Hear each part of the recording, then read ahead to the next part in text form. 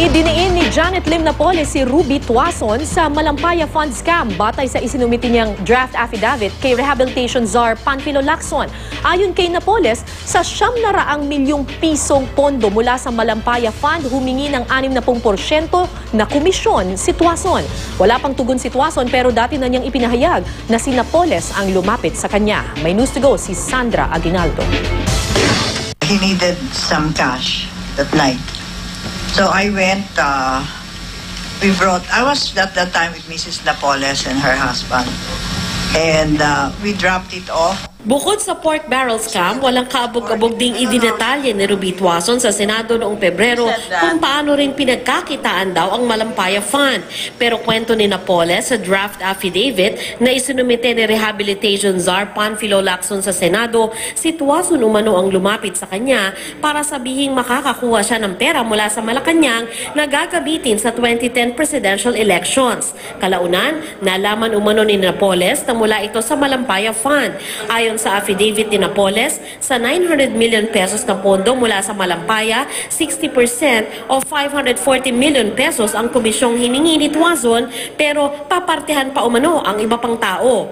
5% naman o 45 million pesos ang komisyon ni Napoles, habang ang natirang 315 million ay para sa production cost. Sabi pa ni Napoles, nang ma-release ang Malampaya Fund ay nakapagtayo ng 300 million pesos na bahay sa Dasmariñas Village, Makati si Tuason.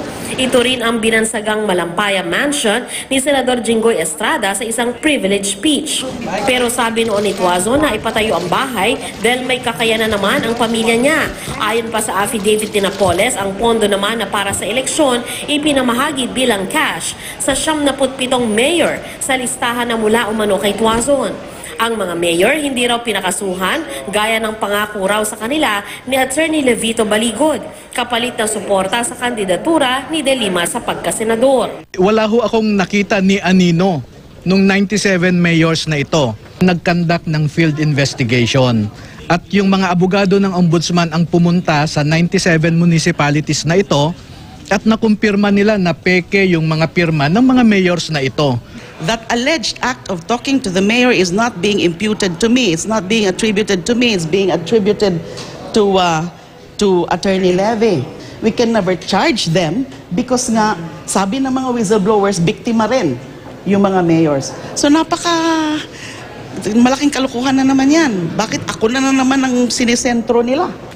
Wala pang tugon sa isyu ang kampo ni Tuason, pero taliwas sa pahayag ni Napoles ang laban ng naunang affidavit niya kung saan sinabi niyang si Napoles ang lumapit sa kanya at nagtanong kung may kakilala sa Malacanang. Itinuro raw ni Tuason ang kapatid na si Remy. Kalaunan, may mga dinadalang pera na raw sa bahay ni Tuason na ayon sa kapatid niya ay pinipick up ni Attorney Jess Santos, kilalang abogado ni dating First Gentleman Attorney Mike Arroyo.